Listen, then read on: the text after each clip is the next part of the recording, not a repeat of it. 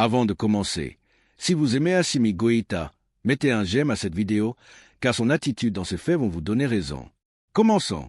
Dans la moiteur oppressante de Bamako, sous un ciel de plomb, le colonel Assimi Goïta, président de la transition malienne, se tenait droit, son regard perçant balayant la salle de réunion du palais de Koulouba.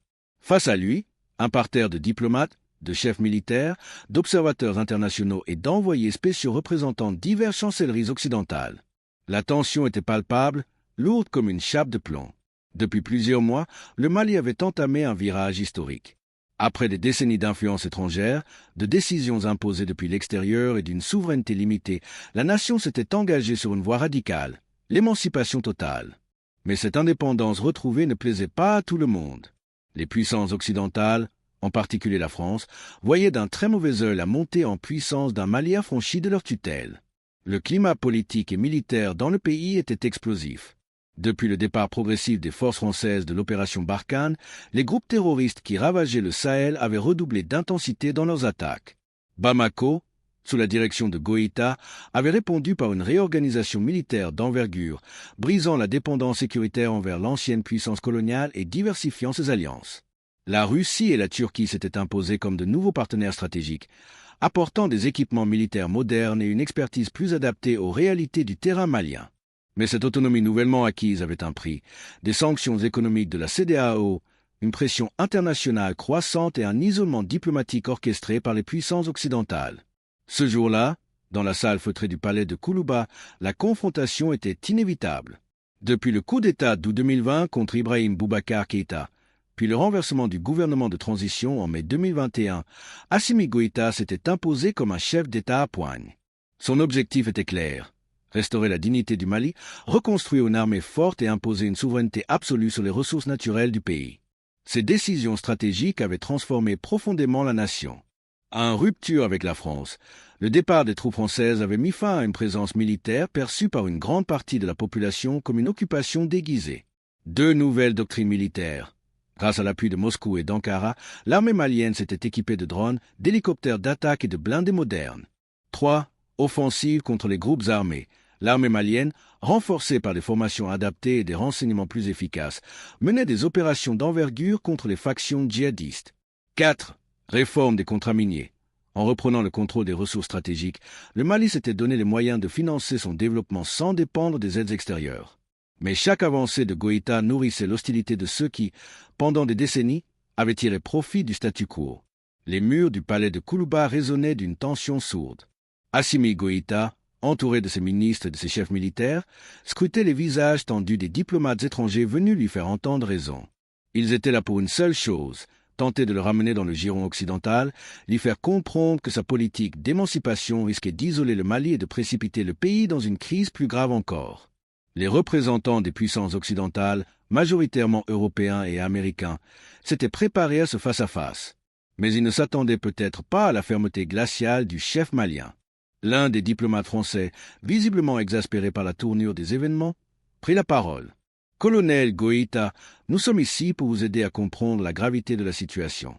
L'abandon de la coopération avec la France, le rapprochement avec la Russie et la Turquie, l'expulsion de nos troupes, ce sont des décisions qui risquent d'entraîner votre pays dans l'abîme. » Goïta ne broncha pas. Il attendait la suite. Pensez-vous réellement que vos nouvelles alliances vous protégeront sur le long terme? Que Moscou ou Ankara se soucieront davantage du sort du Mali que nous l'avons fait? Vous mettez en péril des décennies de coopération. Le chef de la junte malienne esquissa un sourire, sans chaleur. Quelle coopération?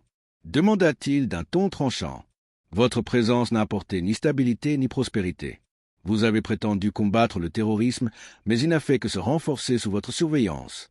Nos ressources minières ont enrichi vos multinationales, tandis que nos villages s'enfonçaient dans la misère. Vous parlez de coopération? Moi, j'y vois une suggestion déguisée. Un silence lourd s'installa. Les diplomates échangèrent des regards. Certains prenaient des notes frénétiquement. Un représentant américain, plus diplomate dans son approche, tenta une autre stratégie. « Colonel, nous comprenons votre frustration. Mais la communauté internationale fonctionne sur des règles. Vous ne pouvez pas vous détacher ainsi de l'ordre établi sans en payer le prix. Les sanctions de la CEDEAO ne sont qu'un début. L'Union européenne pourrait restreindre encore plus l'accès du Mali aux marchés internationaux. Vos nouvelles alliances ne suffiront pas à compenser les pertes économiques que vous subirez. Goïta inclina légèrement la tête, comme pour mesurer l'ampleur de la menace. Puis, lentement, il répondit. Nous avons déjà commencé à restructurer notre économie. Nous investissons dans nos propres industries. Nous développons des accords plus équitables avec des partenaires qui respectent notre souveraineté. Le Mali survivra sans votre aide. Le ton montait. Un diplomate français, excédé, lança. Vous êtes en train de jouer avec le feu, colonel. Vous croyez pouvoir défier l'Occident sans conséquence? Goïta se pencha légèrement en avant, posant ses deux mains sur la table, son regard brûlant de détermination. Le Mali n'a plus peur des conséquences. Nous avons vécu sous votre joug assez longtemps. Aujourd'hui, nous choisissons la liberté, quelles qu'en soient les épreuves. Les murmures dans la salle s'intensifièrent. Un vent de défi soufflait dans la pièce. Avant de commencer, si vous aimez Assimi Goïta, mettez un j'aime à cette vidéo. Continuons. Goïta continua, implacable. Vos menaces n'ont plus d'effet sur nous. Nous avons survécu à vos sanctions. Nous survivrons à votre mépris. Mais retenez bien ceci, le Mali n'est plus un pion sur votre échiquier. Nous sommes un peuple debout et nous comptons le rester. Les diplomates occidentaux tentèrent encore quelques ultimes pressions, mais le visage de Goïta ne trahissait aucune hésitation. Puis, après un long silence, il prit la parole une dernière fois. « Messieurs, votre temps est écoulé. Je ne reviendrai pas sur mes décisions. Si vous n'êtes pas prêts à traiter avec le Mali sur un pied d'égalité, alors cette réunion n'a plus lieu d'être. » Il se leva.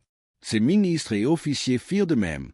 Les diplomates restèrent un instant figés, sidérés. C'était fini. Alors que Goïta tournait les talons pour quitter la salle, un diplomate européen tenta une dernière fois de le raisonner. « Colonel, vous prenez un risque immense. Vous pourriez regretter ce choix. » Sans se retourner, Goïta répondit. « C'est l'histoire qui jugera. » En sortant du palais, la scène qui l'attendait était à la hauteur du moment historique. À l'extérieur, une immense foule s'était rassemblée.